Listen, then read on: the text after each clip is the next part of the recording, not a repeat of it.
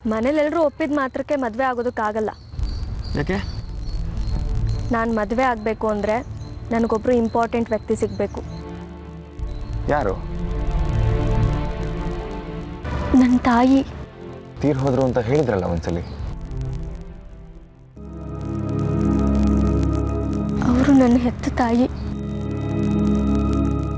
ಅವ್ರು ಹೋದ್ಮೇಲೆ ಡ್ಯಾಡಿ ಇನ್ನೊಂದು ಮದುವೆ ಆದರು. ಬಂದಮ್ಮ ನನ್ನನ್ನು ಹೇಗೆ ನೋಡ್ಕೊಳ್ತಾರೋ ಅಂತ ತುಂಬ ಹೆದರು ಬಿಟ್ಟಿದ್ದೆ. ಆದರೆ ಆ ಅಮ್ಮ ನನ್ನನ್ನು ಹೆತ್ತ ಮಗಳ ಥರನೇ ನೋಡಿಕೊಂಡ್ರು, ತಾಯಿ ಪ್ರೀತಿ ಕೊಟ್ಟರು. ಆದರೆ ನನ್ನನ್ನು ನನ್ನ ತಮ್ಮನ ಜೊತೆ ಬಿಟ್ಟು ಹೊರಟೋದ್ರು.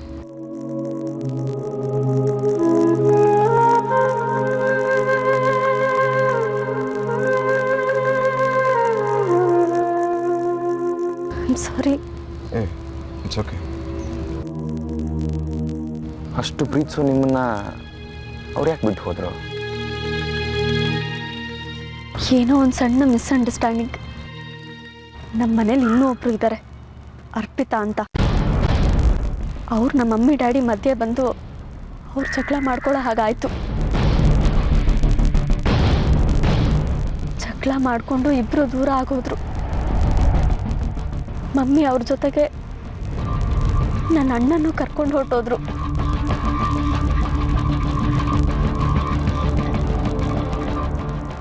ಅವರು ನನಗೆ ಮತ್ತೆ ಸಿಗಬೇಕು.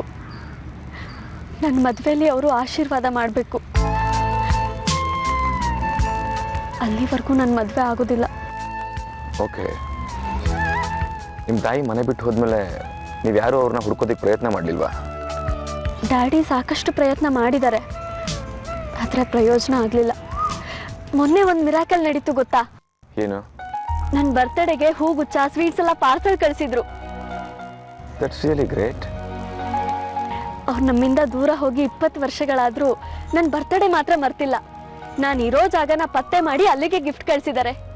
ಪ್ರತಿ ವರ್ಷ ನನ್ನ ಬರ್ತ್ಡೇ ದಿನ ನನ್ನ ಹೆಸರಲ್ಲಿ ತಪ್ಪದೆ ಪೂಜೆ ಮಾಡಿಸ್ತಾರೆ ಅಂತ ಗೊತ್ತಾಯ್ತು. ರಂಜಿತ್, ನನ್ನ ಮದುವೆಗೂ ಮುಂಚೆ ಹೇಗಾದರೂ ಮಾಡಿ ಮಮ್ಮಿ ಡ್ಯಾಡಿನ ಒಂದು ಮಾಡಲೇಬೇಕು. ಇದಕ್ಕೆ ನೀವು ಸಪೋರ್ಟ್ ಮಾಡ್ತೀರಾ? ಡೆಫಿನೆಟ್ಲಿ.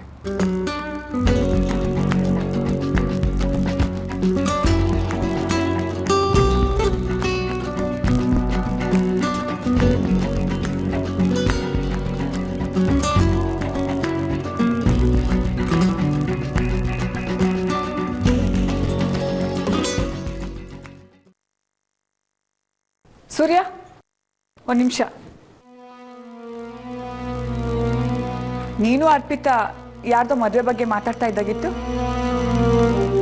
ಸಾಕ್ಷಿ ಮದುವೆ ಬಗ್ಗೆ ಅಮ್ಮ. ಅದೇನು ಸಾಕ್ಷಿ ಅಜ್ಜಿ, ನಾನು ಇಲ್ಲೇ ಇದ್ದೀನಿ, ನೀನು ಅರ್ಪಿತಾ ಇಬ್ಬರೇ ಅವಳ ಮದುವೆ ಬಗ್ಗೆ ಡಿಸೈಡ್ ಮಾಡ್ತಾ ಇದ್ದೀರಾ? ಅದು ಹಾಗಲ್ಲ ಮೇಡಮ್. ಸಾಕ್ಷಿ ಯಾರ ಜೊತೆನೋ ಬೈಕಲ್ಲಿ ಓಡಾಡ್ತಿದ್ಲು ಅಂತ ಆರ್ಯ ಹೇಳ್ತಿದ್ನಲ್ವಾ, ಅದಕ್ಕೆ ಆದಷ್ಟು ಬೇಗ ಸಾಕ್ಷಿ ಮದುವೆ ಮಾಡಿ ಮುಗಿಸ್ಬಿಡೋಣ ಅಂತ ಅವ್ರ ಹತ್ರ ಹೇಳ್ತಿದ್ದೆ. ಹೌದಮ್ಮ, ಅರ್ಪಿತಾನೇ ನನ್ನ ಹತ್ರ ಈ ವಿಷಯ ಹೇಳಿದ್ದು. ಸರಿ, ನನಗೆ ಪಾರ್ಟಿ ಮೀಟಿಂಗ್ ಲೇಟ್ ಆಗ್ತದೆ, ನಾನು ನೋಡ್ತೀನಿ. ಅರ್ಪಿತಾ,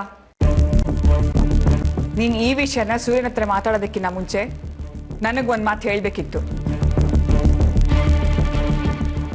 ಮೊದಲೇ ಅವನಿಗೆ ರಾಜಕೀಯ, ಬಿಸ್ನೆಸ್ ಅಂತ 108 ತಲೆನೋವು. ಅದ್ರ ಮಧ್ಯೆ ಆರ್ತಿ ನೆನಪಲ್ಲೇ ಕೊರಗ್ತಾ ಇರ್ತಾನೆ. ಇನ್ನು ಇದನ್ನೂ ಹೇಳಿದ್ರೆ ಟೆನ್ಷನ್ ಆಗಲ್ವಾ ಅವನಿಗೆ? ಪಾಪ ಸೂರ್ಯ, ಆರ್ತಿ ಮನೆ ಬಿಟ್ಟು ಹೋದ್ಮೇಲೆ ಒಂದು ದಿನಾನೂ ನೆಮ್ಮದಿಯಾಗೇ ಇಲ್ಲ. ನನ್ನ ಮಗ ಇಷ್ಟೊಂದು ಸಂಕಟ ಪಡೋದನ್ನ ನನ್ನ ಕೈಲಿ ನೋಡೋಕ್ಕಾಗಲ್ಲ ಕಣೆ. ಆರ್ತಿ ಎಲ್ಲಿದ್ದಾಳೋ ಏನೋ. ನನಗೆ ಅವಳ ಮನೆ ಅಡ್ರೆಸ್ ಸಿಕ್ಕಿದ್ರೆ ನಾನೇ ಹೋಗಿ ಅವಳನ್ನ ಕೈ ಮುಗಿದು ಕರ್ಕೊಂಬಂದ್ಬಿಡ್ತೀನಿ.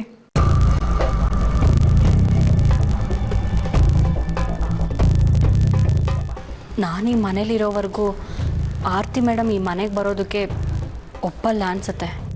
ಅವಳೇನಾದ್ರೂ ಈ ಮನೆಗೆ ಬರಕ್ಕೆ ಒಪ್ಕೊಂಡ್ರೆ ಇನ್ನು ಬೇರೆ ಎಲ್ಲಾದ್ರೂ ಇರೋದಕ್ಕೆ ವ್ಯವಸ್ಥೆ ಮಾಡ್ಕೋ ಅಷ್ಟೇ.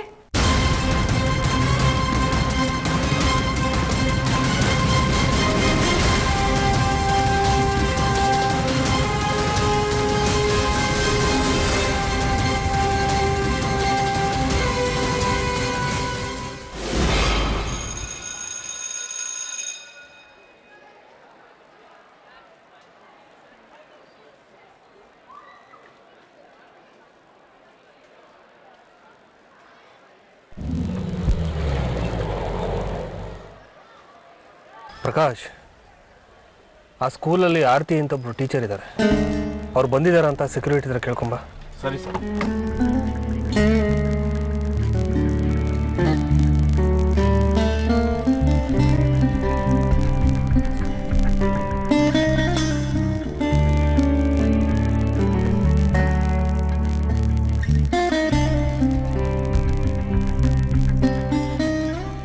ಸರ್ ಇನ್ನೂ ಬಂದಿಲ್ವಂತೆ, ಬರೋ ಹೊತ್ತಾಯ್ತು ಅಂತ ಹೇಳಿದರು.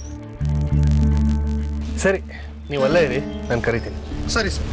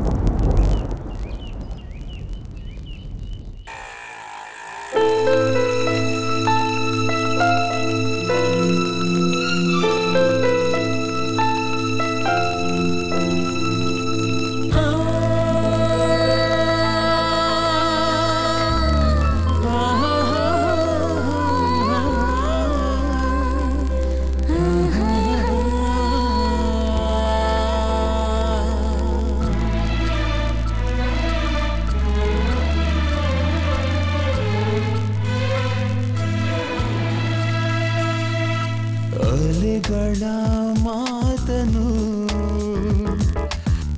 ಆಲಿಸುತ್ತೀರವೇ, ಬಲೆಯನು ಬೀಸುವ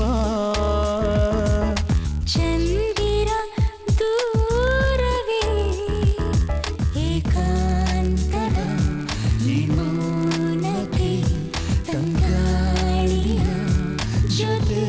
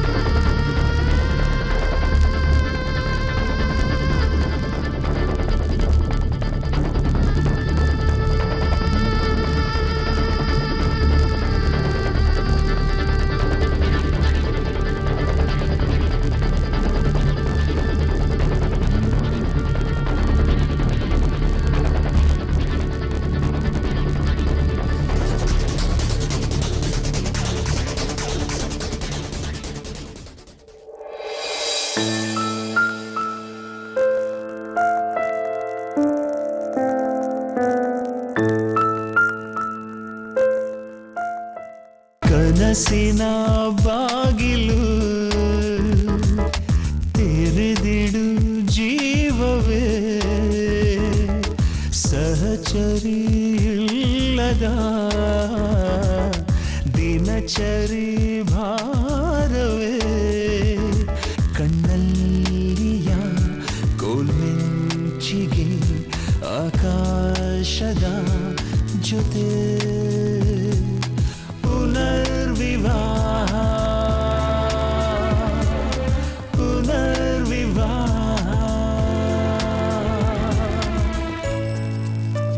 「 ಿ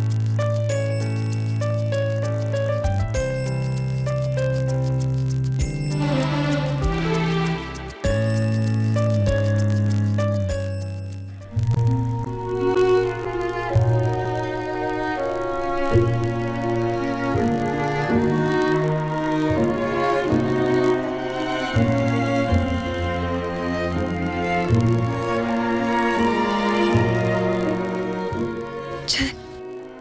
ಸೂರ್ಯ ಅವ್ರು ನನ್ನನ್ನು ನೋಡೋದಕ್ಕಂತಾನೆ ಸ್ಕೂಲ್ ಹತ್ರ ಬಂದಿದ್ರು ಅನ್ಸುತ್ತೆ. ನಾನು ಮಾತಾಡಿಸ್ಬೇಕಾಗಿತ್ತು. ಸರ್, ಕೆಲವು ಫೈಲ್ಗಳಿಗೆ ಸೈನ್ ಆಗಬೇಕು. ಏನಾಯ್ತು ಮೇಡಮ್? ಯಾಕೋ ಡಿಸ್ಟರ್ಬ್ ಆಗಿದ್ದೀರಾ? ಏನಿಲ್ಲ. Are you sure? ಯಾ.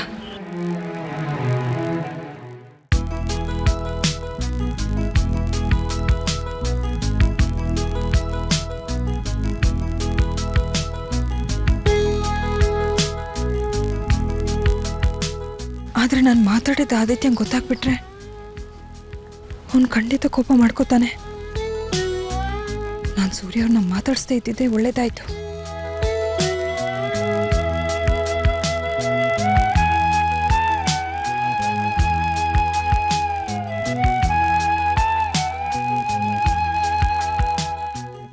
ಛೇ, ಒಂದ್ಸಲ ಮಾತಾಡ್ಸಿದ್ರೆ ಏನೂ ಆಗ್ತಿರ್ಲಿಲ್ಲ. ಆದಿತ್ಯನಿಗೂ ಗೊತ್ತಾಗ್ತಾ ಇರಲಿಲ್ಲ. ಸೂರ್ಯ ಅವ್ರು ಎಷ್ಟು ಬೇಜಾರು ಮಾಡ್ಕೊಂಡ್ರೋ ಏನೋ.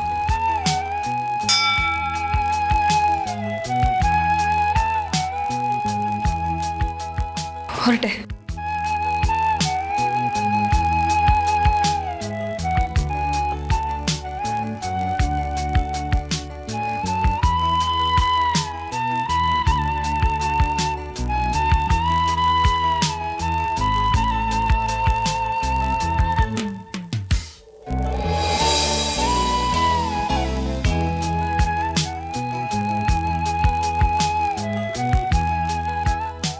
ಬೆಳಿಗ್ಗೆ ಬಂದಿದ್ರಲ್ಲ, ಅವ್ರು ಮತ್ತೆ ಬಂದಿದ್ರಾ? ಇಲ್ಲ ಮೇಡಮ್, ಬಂದಿಲ್ಲ.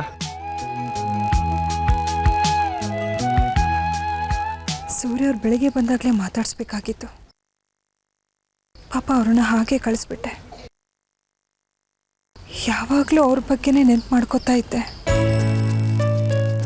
ಆದರೆ ಇವತ್ತು ಎದುರುಗಡೆ ಬಂದರೂ ಏನು ಹೇಳಿದೆ ಹಾಗೆ ಬಂದ್ಬಿಟ್ಟೆ.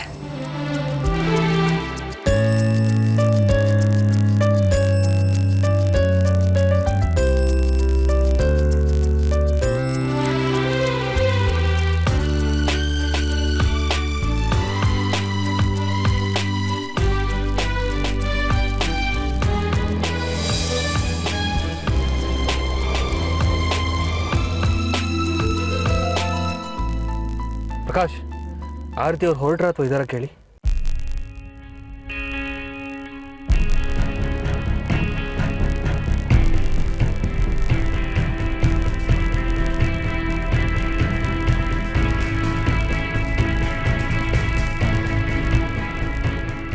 ಸರ್, ಅವ್ರು ಹೋದ್ರಂತೆ ಸರ್.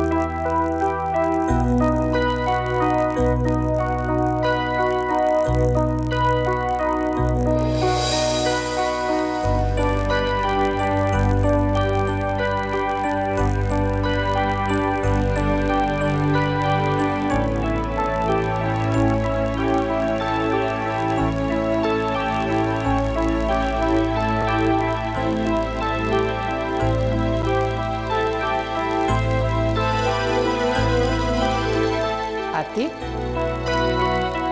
ಏನೇ ಇವತ್ತು ಸ್ಕೂಲಿಂದ ಬಂದವಳು ನೇರವಾಗಿ ದೇವ್ರ ದೀಪ ಹಚ್ತಾ ಇದೆಯಾ?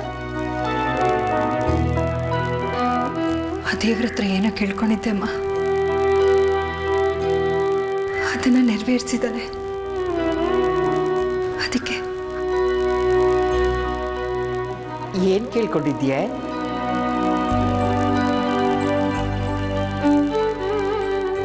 ಸೂರ್ಯ ಅವರು ಸಿಗ್ಲಿ ಅಂತ ಕೇಳ್ಕೊಂಡಿದ್ದೆ. ಇವತ್ತವರು ನನ್ನ ಸ್ಕೂಲ್ ಹತ್ರ ಸಿಕ್ಕಿದ್ರು.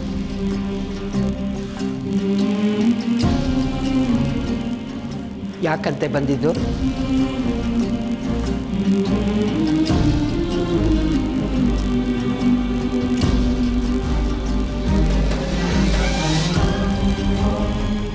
ಅವ್ರು ನನ್ನನ್ನು ನೋಡಕ್ ಬಂದಿದ್ರು ಅನ್ಸುತ್ತೆ.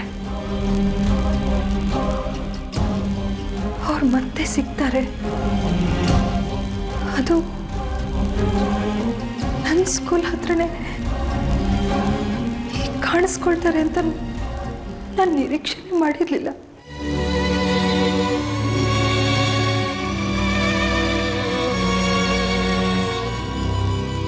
ಅವರು ನೋಡಿ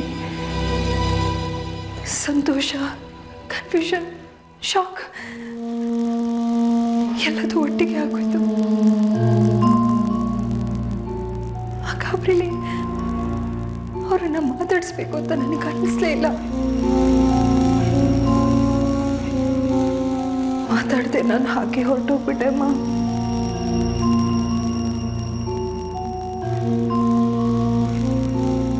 ನಾನು ಅವ್ರ ಹತ್ರ ಮಾತಾಡದೆ ವಾಪಸ್ ಬಂದಿದ್ದಕ್ಕೆ ಪಾಪ ಅವ್ರು ಏನು ಅನ್ಕೊಂಡ್ರೋ ಏನೋ. ನನಗದೇ ಯೋಚನೆ ಆಗ್ತಾ ಇದೆ. ಇಷ್ಟು ದಿನ ಅವ್ರು ಸಿಗ್ಲಿ ಅಂತ ದೇವ್ರ ಹತ್ರ ಬೇಡ್ಕೊತಾ ಇದ್ದೆ. ಆದ್ರೆ ಇವತ್ತು ಅವ್ರು ನನ್ನ ಎದುರಿಗೆ ಸಿಕ್ಕಿದ್ರು. ನಾನು ಮಾತಾಡದೆ ಹಾಗೆ ಬಂದ್ಬಿಟ್ಟೆ. ನೀನು ಹಾಗೆ ಬಂದಿದ್ದು ಒಳ್ಳೇದೇ ಆಯ್ತು. ಅದೇ ಅವನಿಗೆ ಸರಿಯಾದ ಶಿಕ್ಷೆ.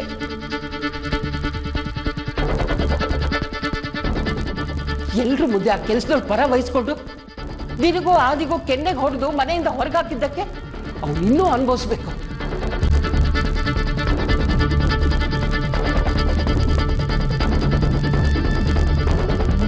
ಎಷ್ಟು ದಿನ ಅಂತ ಅದನ್ನೇ ನೆನ್ಪು ಮಾಡ್ಕೊಳ್ತಾ ಇರೋದು ಅಮ್ಮ. ಅದೆಲ್ಲ ಆಗಿ 20 ವರ್ಷ ಆಯಿತು.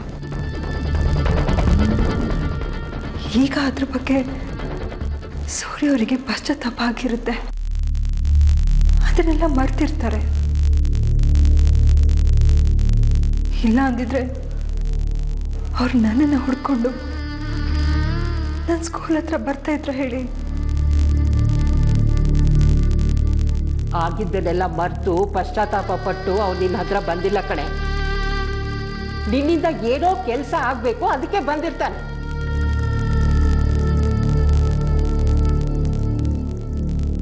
ನನ್ನಿಂದ ಏನಮ್ಮ ಕೆಲಸ ಆಗ್ಬೇಕಾಗಿರತ್ತೆ ಅವರಿಗೆ?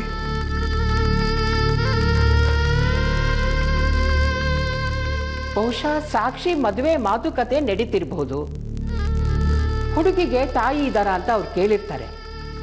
ಅದಕ್ಕೆ ಸಾಕ್ಷಿ ಮದುವೆಗೆ ಧಾರೆ ಎತ್ಕೊಳಕ್ ಮಾತ್ರ ಬರಕ್ಕಾಗತ್ತಾ ಅಂತ ಕೇಳಕ್ ಬಂದಿರ್ತಾನೆ.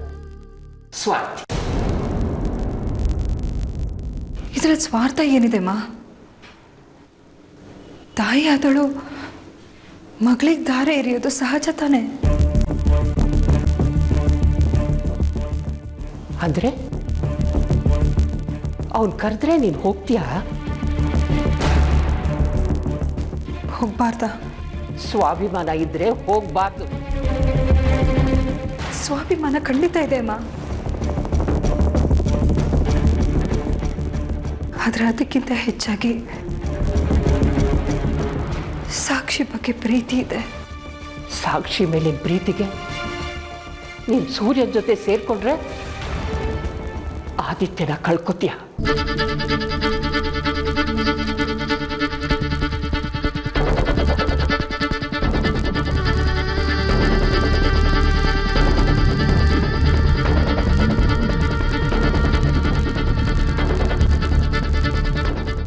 ಸ್ಕೂಲಲ್ಲೆಲ್ಲ ಎಲ್ಲ ನಿಮ್ಮಪ್ಪ ಯಾರು ಅಂತ ಕೇಳ್ತಿದ್ರು.